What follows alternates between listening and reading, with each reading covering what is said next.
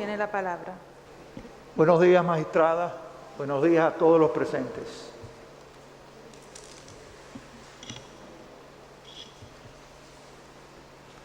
Haré inicialmente una breve reseña de mi vida y de mi trayectoria profesional.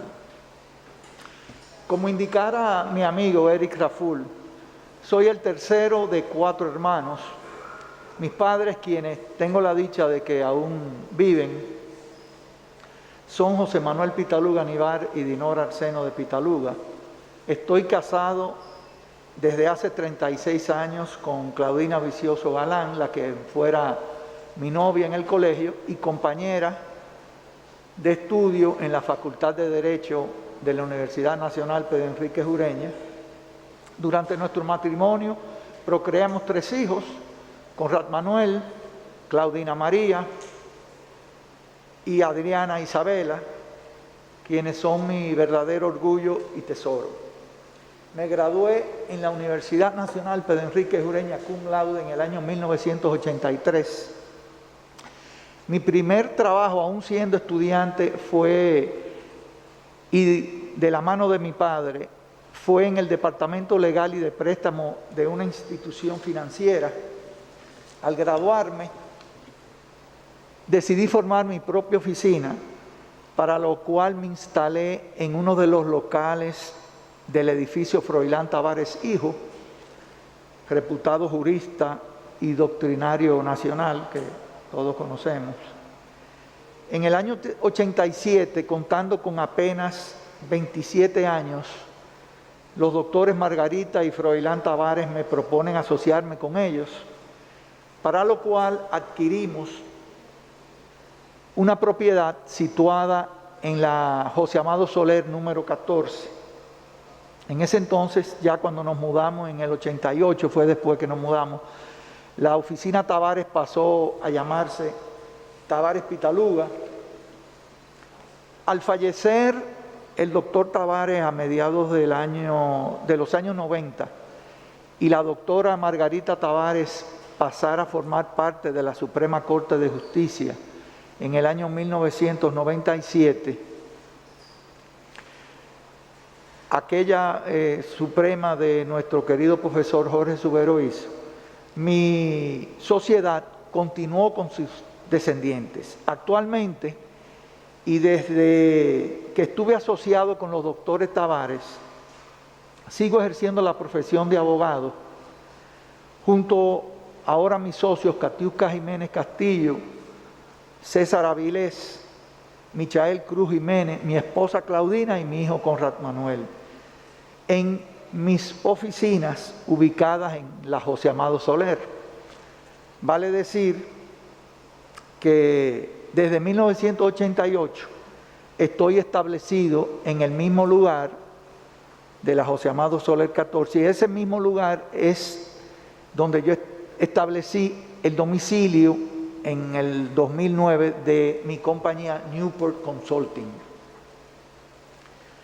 Aunque a través de mis 40 años de ejercicio profesional he incursionado en todas las áreas del derecho, principalmente me he concentrado en las áreas del derecho civil y comercial, por lo que puedo decir, sin querer hacer alarde de mi capacidad, que me he podido especializar en estas ramas del derecho, forjado por un trabajo intenso y extenso en esas ramas.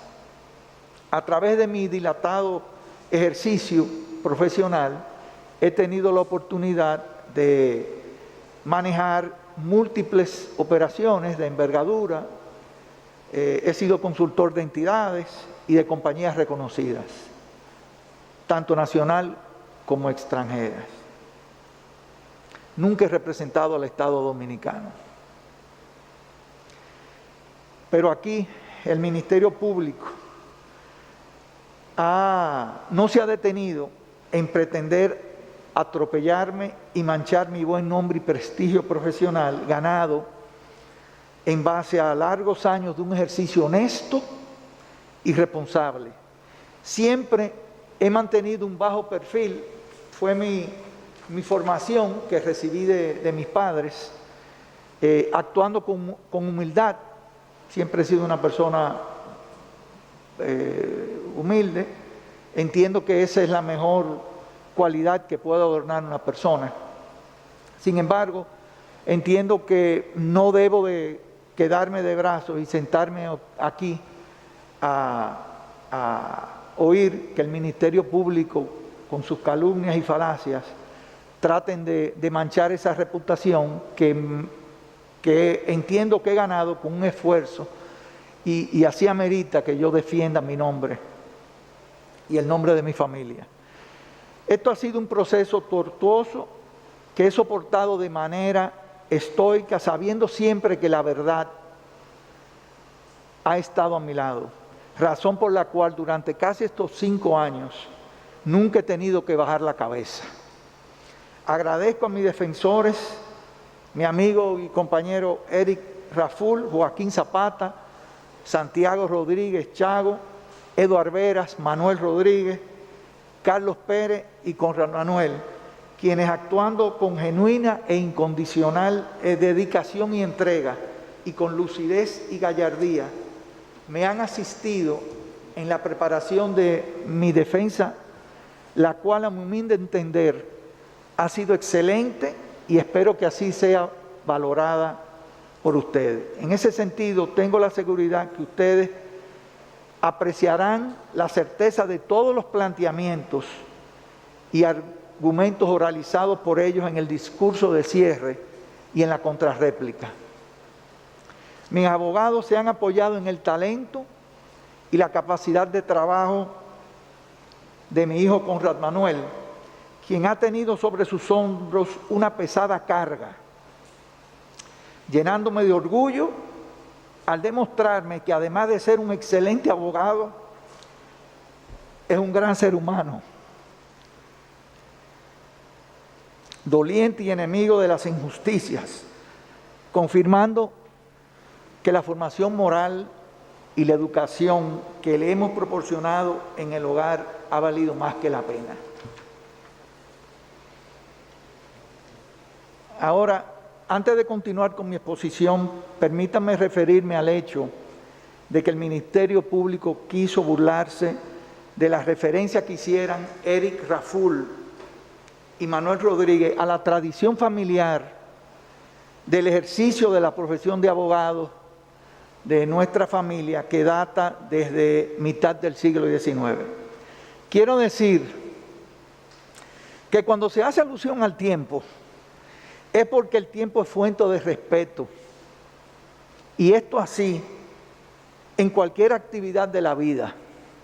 El tiempo, uno hace alusión a eso no por ninguna otra cosa, sino por un tema de respeto. De manera que lo que advierto en la burla del fiscal Camacho es una conducta irrespetuosa y por demás disciplinariamente censurable por la seriedad que amerita el discurso de un procurador en un juicio penal. A continuación, voy a pasar a referirme a mi contratación y el pago de mis honorarios por los servicios profesionales que presté.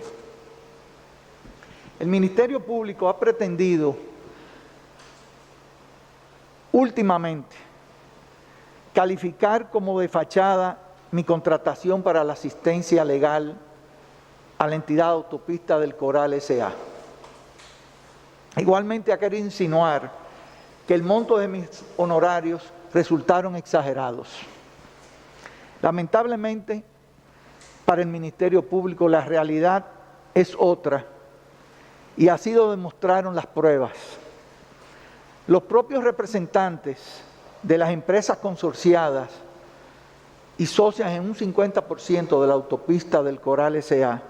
no solo dieron cuenta de mi contratación, sino también de su conformidad con la prestación de mis servicios y los resultados por mi trabajo. Además, mis abogados demostraron ante este tribunal que no fue cierto que Odebrecht o los pseudo testigos o cualquier otra persona haya dicho que los contratos eran ficticios. Todo lo contrario. De hecho, es la propia empresa que valida el resultado de mi contratación cuando remite no solo los contratos de prestación de servicios profesionales suscritos conmigo, sino también una serie de documentación que yo redacté y que demuestran que mi trabajo fue real y efectivamente realizado. Pero más aún, aquí en este juicio, el ingeniero Diego Hugo de Moya, y ante este tribunal dejó establecido claramente lo siguiente: que suscribió el contrato de prestación de mis servicios con Autopista del Coral S.A., contando por lo tanto esa contratación con la aprobación de las empresas que él representaba, que el pago convenido como honorarios del 1.25 del monto de la obra le pareció razonable, pues era un contrato con exclusividad y a 36 meses, que no se pagaron avances, que los pagos se harían conforme al éxito y avance de la obra, que le consta que mis servicios fueron prestados eficientemente mientras ellos formaban parte de la obra.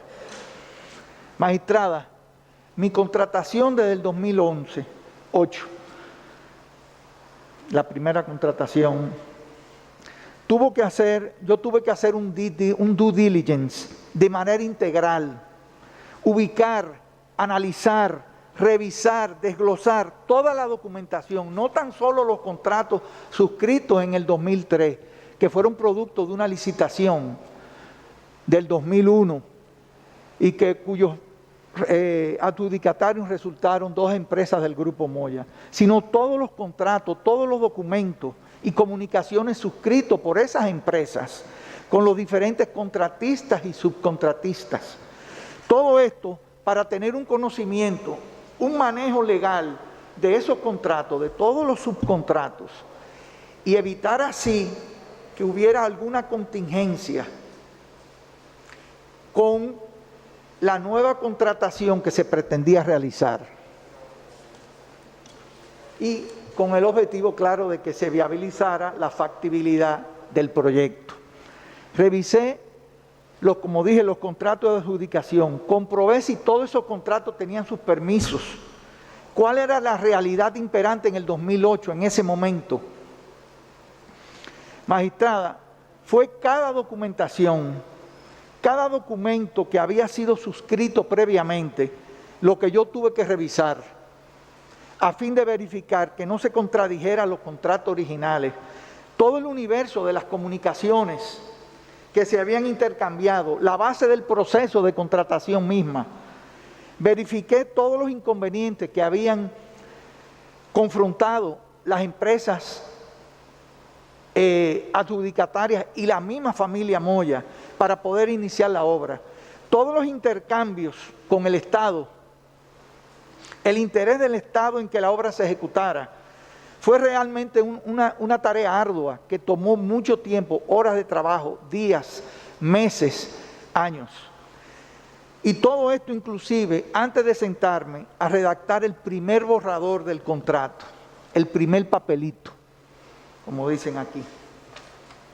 Igualmente tuve que verificar si existía alguna contingencia con los demás participantes de este proyecto, si quedó algún proceso abierto, porque hacían 5 años, databa desde el 2003 que se había suscrito. Miren, cuando uno asume una contratación como esa, la reputación de uno está en juego, la reputación, los años de trabajo está en juego.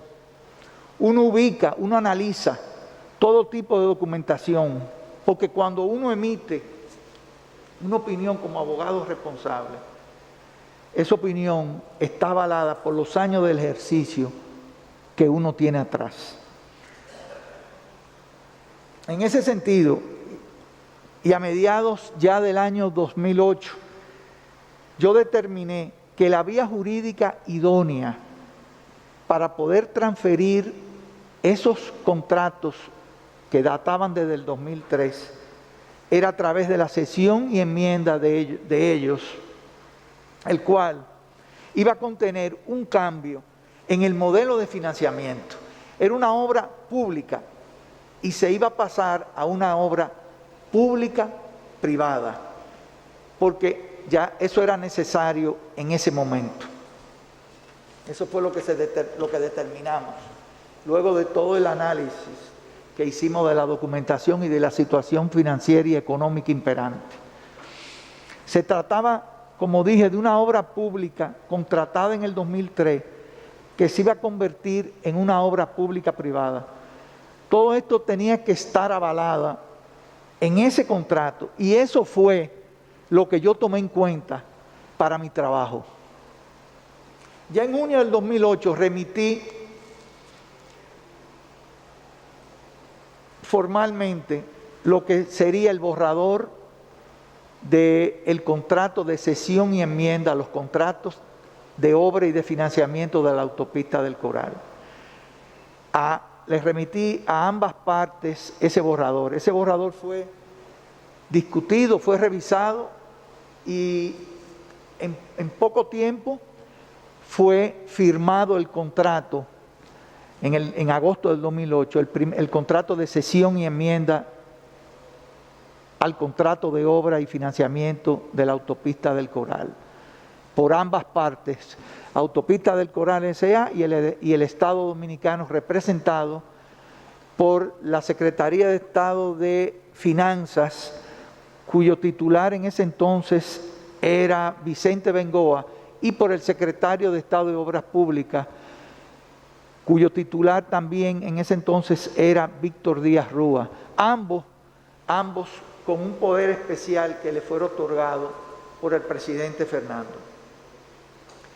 Entendiendo ya en el 2008, y donde no se me pagó honorarios a mí,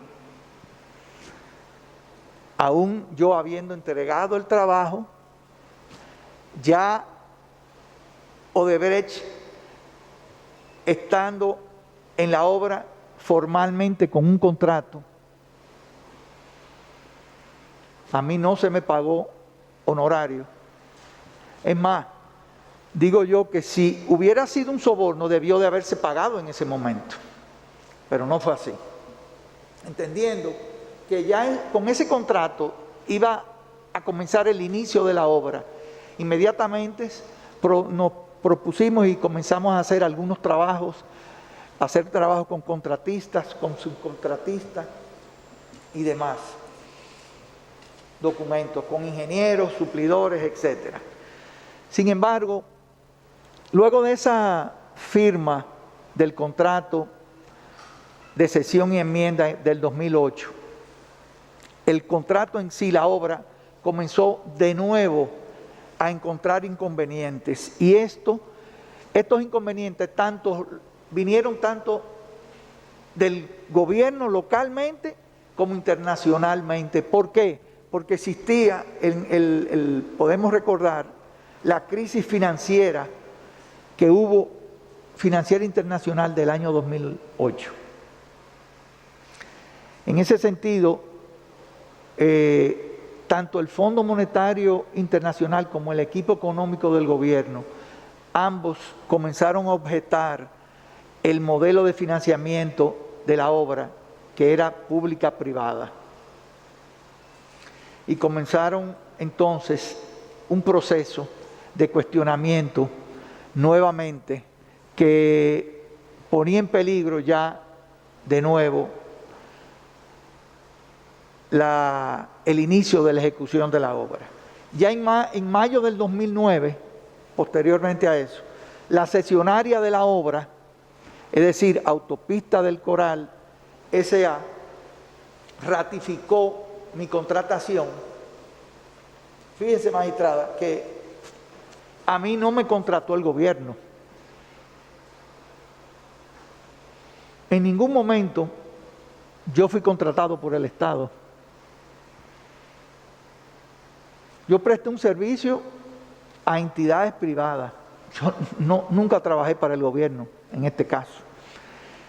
Luego de evaluar esos nuevos obstáculos y la realidad económica del país en ese entonces, y viendo las recomendaciones del Fondo Monetario Internacional, del mismo Ministerio de Hacienda, rendí un nuevo informe en septiembre del 2009, donde recomendé modificar el artículo 7.1.3, me parece, del contrato de cesión, para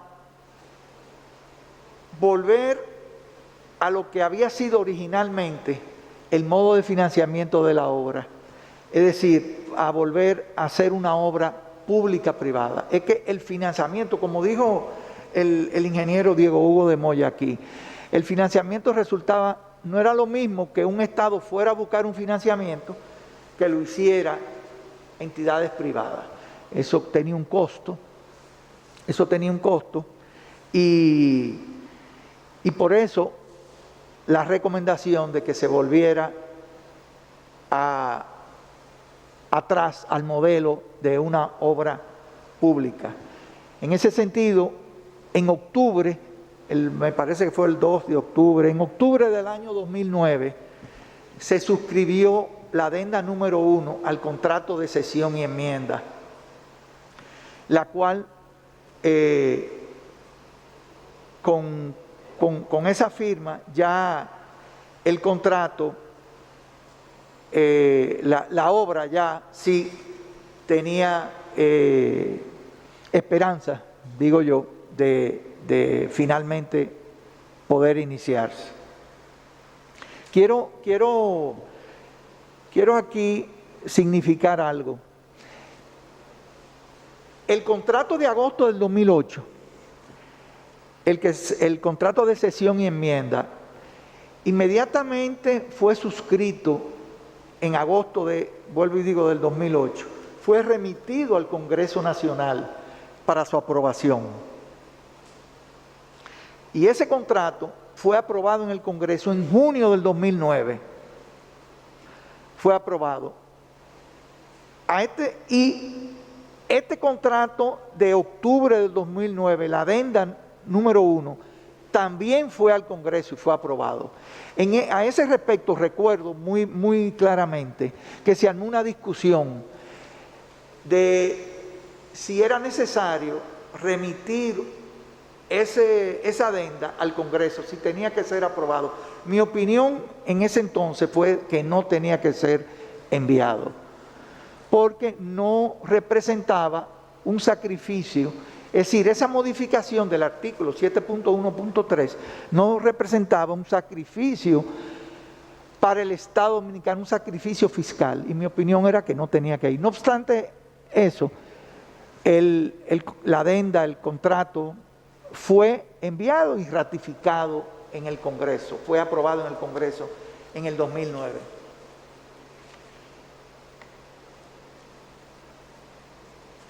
Permiso.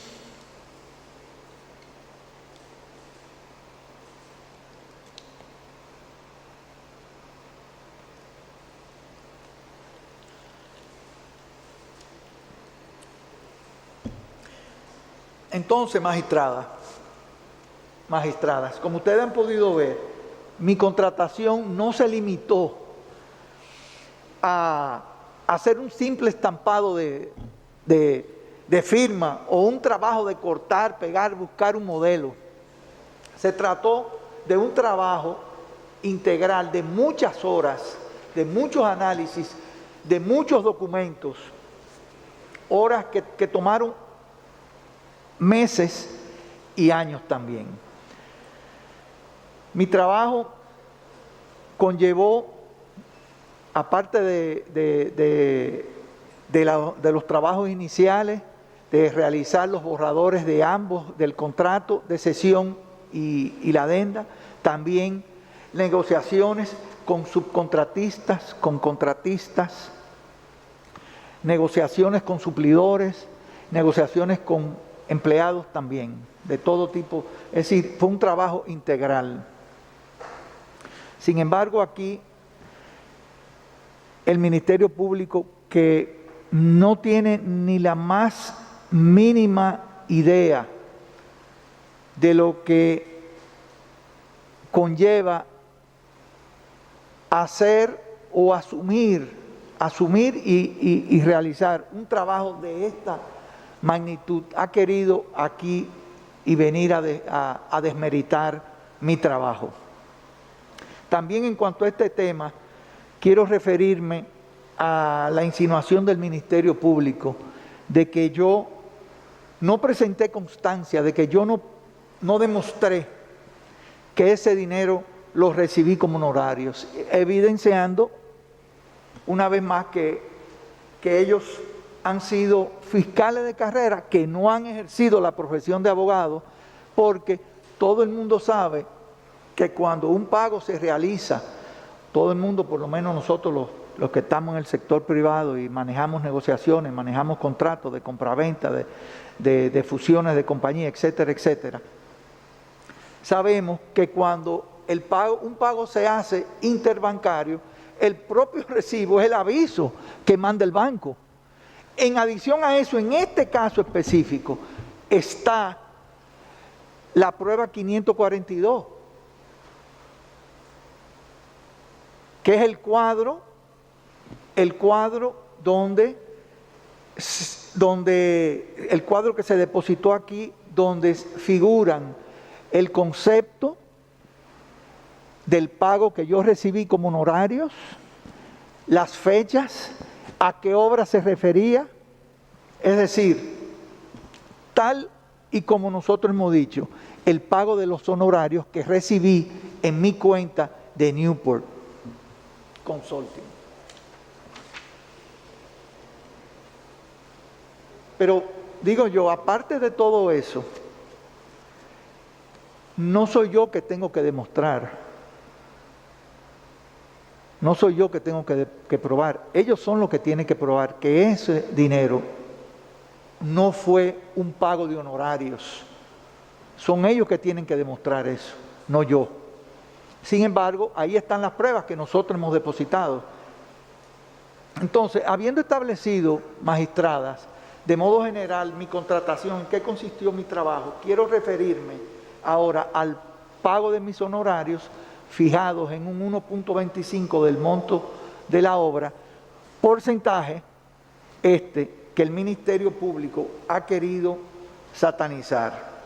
Lo primero que yo quisiera decir aquí es que para la evaluación del trabajo de cualquier abogado, uno no puede evaluar el trabajo por el resultado de una documentación X en una negociación o en un proceso litigioso. Eso no necesariamente, el grosor de una documentación refleja el esfuerzo que ha tomado, el esfuerzo intelectual y de horas de trabajo que pudo haber tomado ese documento, el resultado o la perfección de ese documento, ya sea de un contrato, ya sea de unas conclusiones, ya sea de un escrito de argumentación, un escrito ampliatorio, una demanda. No se puede evaluar eso de esa manera. Pero en el caso concreto de mis honorarios, voy a puntualizar algunas cosas. Primero, mis honorarios correspondieron al 1.25% de la obra. En enero del 2008, esa obra tenía un monto, me parece, de unos 255 o 276 millones de dólares. Quiero también además puntualizar que entidades internacionales como Astrid Finance, Houlihan Lokey, que eso está depositado también en el tribunal, estimaron como honorarios razonables el 1.25 a un 2% del monto del proyecto. También significar que la propia ley 301 de honorarios de abogados y la ley 302 de notariado, ambas vigentes en la época, en base a esa ley, resulta razonable ese monto del 1.25. Pero igualmente, ese 1.25 está dentro de los estándares internacionales de honorarios legales. Y actualmente también cursa un proyecto de ley de honorarios de abogados que tengo entendido que fija como mínimo un 1.5% de honorarios para un abogado. También que el pago de mis honorarios quedó sujeto a que la obra fuera ejecutada, que la obra se realizara. Eso es común en el mundo jurídico. Eso es lo que se conoce como un bono de éxito.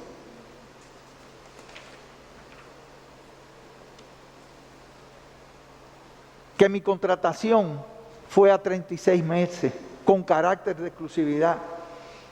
Y como he dicho, que estaba condicionado a que la obra se ejecutara. O sea, si la obra no se ejecutaba, yo perdía mi tiempo, yo perdía mi trabajo. Tenía que ejecutarse la obra. Pero más aún, el manejo de mi dinero recibido como honorarios profesionales demuestra que el mismo yo lo había reservado para asegurar mi futuro y el de mi familia al momento de mi retiro. Y igualmente descarta de plano la teoría del supuesto soborno, pues ha quedado demostrado no solamente que los fondos que recibí como honorarios lo utilicé única y exclusivamente en mi provecho y a mi entera discrecionalidad, sino que al día de hoy, 10 años después, el 100% de mis honorarios está bajo mi control, en bonos reflejados en la cuenta de Newport Consulting y en 3 apartamentos. ¿Dónde está dónde? A mí se me revisó, a mí y mi familia entera, se me revisó, tanto aquí como fuera de aquí. ¿Dónde está el dinero? ¿Dónde yo he traspasado algún dinero al ingeniero Díaz Rúa? ¿Dónde?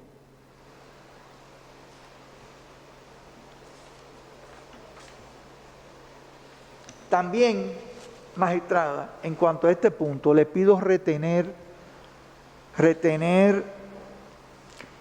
lo siguiente, y es que el pago de mis honorarios, el manejo que yo he hecho de mi dinero, no encaja dentro de las características que refiere el abogado brasileño español Rodrigo Tacla Durán, cuando él se refería que eran pagos para soborno. Decía, los pagos que se hicieron para soborno guardaban 4 características esenciales principalmente. Y el manejo que yo he dado a mi dinero durante estos 10 años no ha sido eso. Yo no tengo codinombre.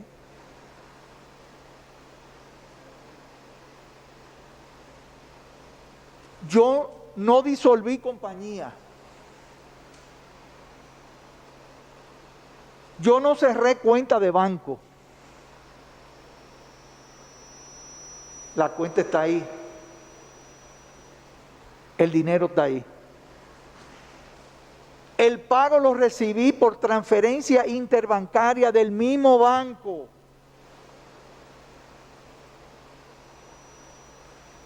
No de banco en banco y de país en país, como se pagaban los sobornos.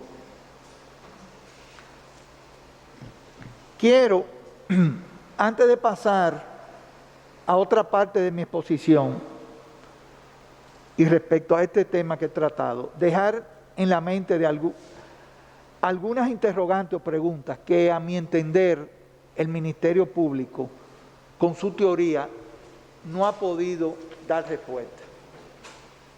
Yo me pregunto, ¿por qué con los documentos iniciales depositados por Odebrecht en el 2017 esa compañía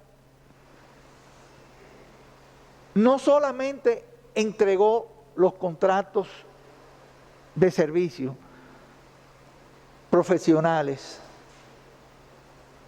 mis contratos, sino también el documento que da cuenta de mi contratación, con los conceptos, el monto de pago y la obra que se referían, que es, como dije antes, la prueba 54, el cuadro titulado Coral, pagos en US, doctor Conrado Pitaluga.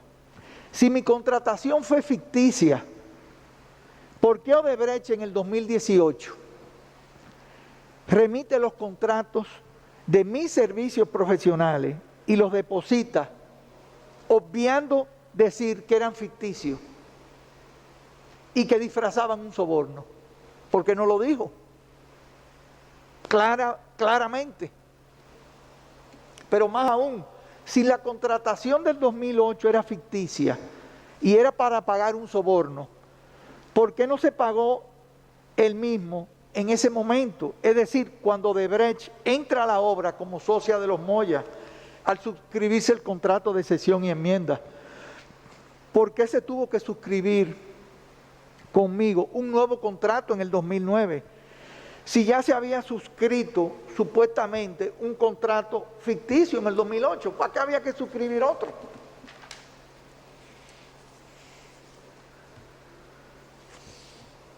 Permiso.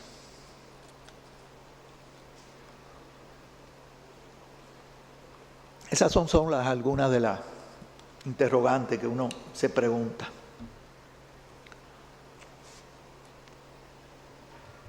Porque yo entiendo que no solamente es el Ministerio Público que ha sido perverso, sino la propia compañía Odebrecht.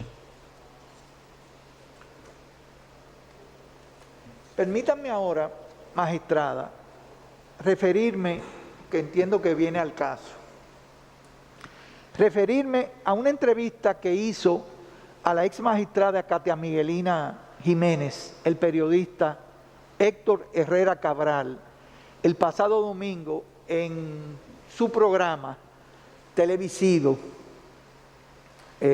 no recuerdo el nombre, pero es un programa de ese periodista que se le hizo a la ex magistrada Katia Miguelina, y donde ella emitió opiniones sobre los efectos de la mediatización en los casos judiciales. A ese respecto, esa reputada, voy a hacer como un extracto. A ese respecto, esta reputada ex magistrada indicó que tanto en las redes sociales como en los medios de comunicación se instalan verdaderos juicios paralelos.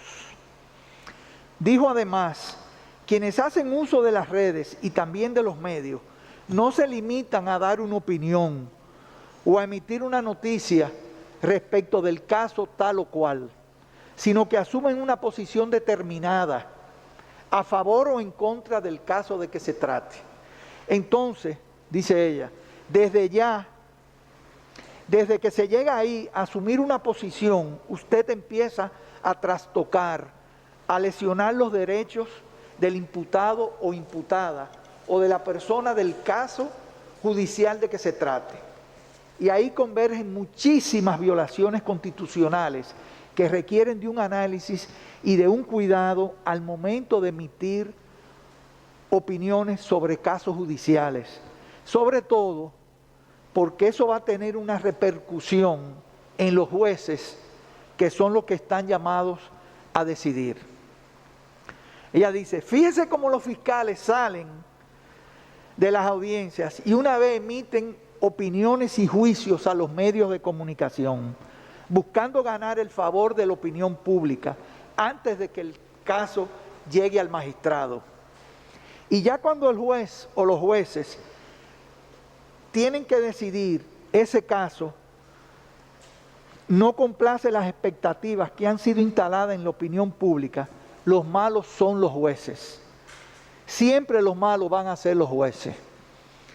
En esa misma línea, magistradas, quiero leerles también un extracto de un artículo aparecido en el diario El País, en su edición para América, el 28 de diciembre del año 2018, bajo el título Culpable sin sentencia, y de la autoría de Javier Hernández García, pero bajo el subtítulo de En una sociedad democrática, la conmoción colectiva ante el delito deben causarse en un proceso con garantías reforzadas. Dice este extracto de ese artículo lo siguiente: desde que el delito se comete, se exigen certezas sobre quién lo ha cometido. Se reclama una información on time de las investigaciones. Se instala la lógica del clamor. Si el delito tiene un culpable, los ciudadanos reclaman el derecho a saberlo ya. El juicio se ve como un momento alejado, innecesario para el descubrimiento de la verdad. Se construye en tiempo real una iconografía de la culpabilidad, suplantando el escenario legal. Y para ello no parece haber límites, ni importa las consecuencias que puedan derivarse de su transgresión. El juicio no puede ser sustituido por el perjuicio social sin riesgo de sustituir al tiempo los valores constitucionales por antivalores. Es sin duda una apuesta del todo o nada. Fíjense, muy en línea a lo que 3 años después está hablando la magistrada, la ex magistrada Katia Miguelina. Así, en contextos de procesos penales de interés público, se hace considerado, conforme al Convenio Europeo de 1950, suministrar información siempre y cuando no se perjudique la presunción de inocencia de la persona sospechosa, el secreto y la eficacia de las investigaciones y la protección de la privacidad. Entre estas, la de garantizar que mientras no se haya probado la culpabilidad de un sospechoso acusado con arreglo a la ley, las declaraciones efectuadas por las autoridades públicas no se refieran a esa persona como culpable. Pese al marco normativo y a las numerosas decisiones del Tribunal Europeo de Derechos Humanos en torno al principio de presunción de inocencia como regla de tratamiento, se ven comparecencias de la autoridad pública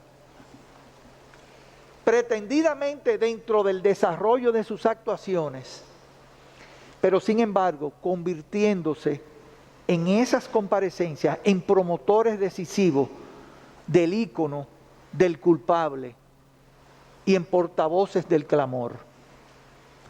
No solo se divulgan datos protegidos por un estricto deber legal de reserva, sino que además, sin ninguna modulación, se presenta al investigado como el culpable.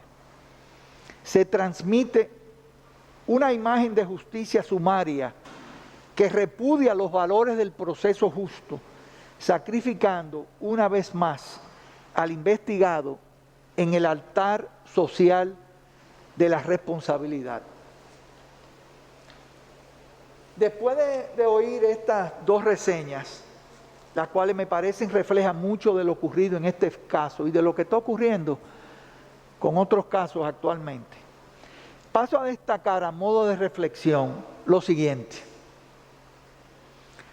para que uno recuerde: la contratación del señor Miguel José de Moya con el fin de diseñar una estrategia mediática precisamente para buscar culpables sin sentencia.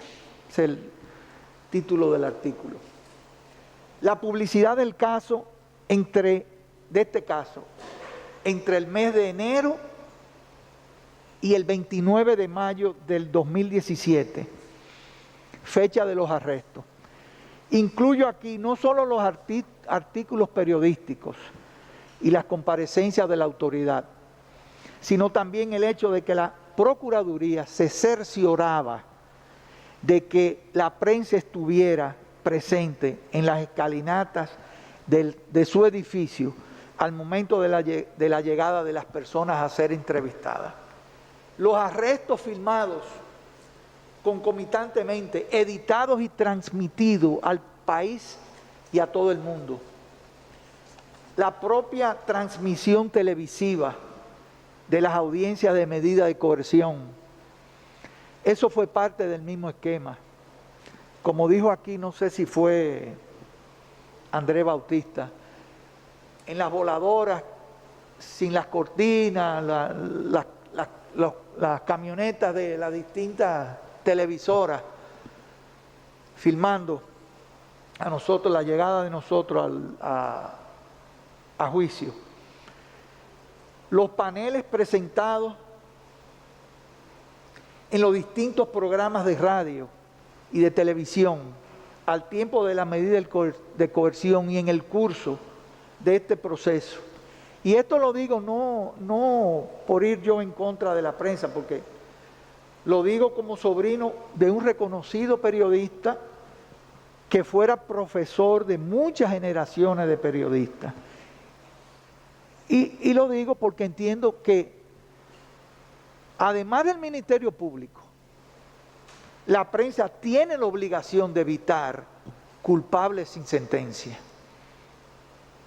En la medida de coerción, el Ministerio Público presentó presentaciones audiovisuales y nunca desarrolló los temas con informaciones en esas presentaciones que evidentemente buscaban influenciar la decisión del juez y condicionar a la sociedad para considerarnos o sentenciarnos como culpables sin sentencia. Yo quiero que ustedes sepan, magistrada, que hasta en la intervención del ex procurador ante el Consejo Nacional de la Magistratura, durante el atropello con la magistrada Miriam Germán, se mencionó mi nombre en 4 ocasiones, queriendo insinuar vinculación ilícita entre ella y uno de mis abogados. 4 ocasiones, minuto 41 al minuto 42 y pico, como en un espacio de 2 minutos, de la locución entera, en el minuto 41 y pico. Culpable sin sentencia, también. Piensen también que hasta el día de hoy, al final de cada audiencia, y no obstante lo transcurrido en las mismas, el Ministerio Público sale a dar declaraciones falsas, solo para buscar exposición y condenarnos mediáticamente, declararnos culpables sin sentencia. Todo esto demuestra el gran atropello al debido proceso, al principio de objetividad, al que debe regir al Ministerio Público, al derecho de defensa y a la igualdad y a la presunción de inocencia. Muchos acusados aquí de nosotros no tuvieron otro camino que salir también a los medios a defenderse. Yo en mi caso, que soy una persona reservada, que no cuento con respaldo de los medios de comunicación o de una estructura política, tuve que esperar aquí, llegar ante ustedes para poder contrarrestar con las pruebas y con la verdad este pretendido linchamiento mediático del Ministerio Público que ha querido declararme culpable sin sentencia. Voy a pasar a un tema que no me hubiera querido referirme, no por mi formación de hogar y religiosa, porque no soy dado a guardar rencores. Sin embargo, por todo lo ocurrido en este proceso con tanta exposición mediática y por lo pendiente que han estado mis padres del caso y lo que ellos significan para mí, quiero dejar en la mente de ustedes, magistrada, y de todos los que tengan a bien oír este proceso, en sus mentes las siguientes preguntas. ¿Quién contrató a Miguel José de Moya, lamentablemente repetir ese nombre, para amedrentar a los encartados y mediatizar el caso en su contra? ¿Quién decidió que la investigación de este caso se limitara hasta el año 2012? No obstante, Odebrecht haber continuado operando en el país hasta este momento. ¿Quién decidió nunca interpelar ni investigar a los cientos de legisladores que por más de 10 años intervinieron en las aprobaciones congresuales de los múltiples financiamientos y obras relacionadas con Odebrecht?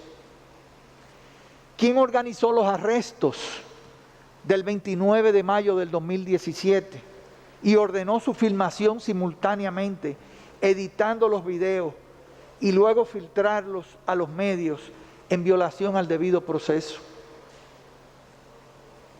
¿Quién manipuló pruebas, no depositando en ocasión de la medida de coerción la prueba 542, consistente en aquel documento que consigna como honorario los pagos hechos a mi cuenta en Newport? ¿Quién intervino en los teléfonos de abogados y ya habiéndolo hecho solicitó al juez autorización para intervenirlo? ¿Quiénes en el Ministerio Público se dieron a la tarea de pasar información institucional y de su jefe, el procurador, para uso político en contra de la institución y de su superior jerárquico? ¿Quién, y abusando de su investidura, cometió el atropello en contra de la magistrada Miriam Germán, una dama y juez de la Suprema Corte, ante el Consejo Nacional de la Magistratura? ¿Quién falseó la propia acusación con información manipulada? ¿Quién fue que salió en defensa de las personas identificadas con codinombre en el 2019, despachándose o alegando que eran una simple hoja de Excel? ¿Quién ordenó los archivos definitivos sin investigación? ¿Quién en el Ministerio Público decidió que este órgano se abstuviera de preguntarle a los testigos extranjeros los nombres de los supuestos legisladores sobornados, como señalara en este plenario el licenciado Minier? ¿Quién decidió no investigar a los otros presidentes del Senado, cuando en sus gestiones se aprobaron más del 90% de las obras construidas por el constructor Norberto Odebrecht? ¿Quién decidió no investigar a los miembros de las comisiones de Finanzas o Hacienda? ¿Quiénes disfrazaron peritajes como informes y a peritos como testigos? ¿Quiénes secuestraron la carpeta fiscal y no entregaron las pruebas? ¿Quién decidió no interpelar a los expresidentes de la República, sin cuya aprobación no era posible contratación pública alguna de esa magnitud con el Estado Dominicano? ¿Quién preparó y firmó en apenas varias horas, el día 26 de mayo del 2017, 46 resoluciones ordenando los arrestos, la inmovilización de bienes y productos financieros de los encartados? ¿Quién violó el principio de presunción de inocencia y todas las reglas del debido proceso, motivando su resolución 47/2017 de prisión preventivas en hechos totalmente extraños a mi persona, diciendo que yo estuve involucrado en la aprobación y ejecución de los proyectos Corredor Duarte 1, Carretera Casabito, Carretera Río Jarabacoa, Corredor Duarte 2, que ni siquiera se ha comenzado a construir, cuando nunca se me ha relacionado con ninguna otra obra que no fuera la de Autopista del Coral? ¿Quién solicitó una orden para la producción de prueba masiva y aún siéndole concedida en virtud de resolución 0073/2017, no la ejecutó ¿Quién retuvo y ocultó en contra del principio de objetividad los resultados de las solicitudes de investigación financiera realizada en el extranjero, tanto de los encartados como de sus familias? ¿Quién ordenó duplicar valores y falsear análisis de los informes financieros? Esto es solo una muestra de lo que es una conducta delincuencial por parte de una autoridad. Entonces, yo me pregunto ahora, ¿quiénes se han comportado realmente como delincuentes en este caso? ¿Delincuente quién? Finalmente, magistrada, tengo para decirles, ya para terminar, que este es un caso, este es un expediente que además de haber sido manejado mediáticamente, fue constituido, fabricado y pensado con fines políticos desde su inicio. Como les he reiterado en ocasiones, yo no tengo ningún tipo de estructura política, ningún tipo de estructura partidaria, institucional o económica que salga en mi defensa. Pero, honorables magistradas, quiero que sepan que después de Dios yo cuento primero con la verdad, pero no con cualquier verdad, sino con la verdad que ha sido demostrada ante este tribunal, manifestada a través de las pruebas y de las explicaciones dadas por mis abogados. Y segundo, cuento además con la tranquilidad y firme convicción de que me encuentro ante juezas dignas, independientes, imparciales y apegadas al debido proceso, como es fundamental en un Estado de Derecho. Paradójicamente, con lo que yo nunca he contado es con la objetividad del Ministerio Público, a pesar de ser este un principio de su ley orgánica. Para concluir, les pido tomar una decisión basada en la valoración de las pruebas legales y de obtención lícita y en la justicia, sin dar cabida a presiones del Ministerio Público o de las patrullas ciudadanas que han pretendido culpables sin sentencias. Les doy las gracias por el tiempo que en todo momento recibiera de ustedes y por su paciencia. Buenos días.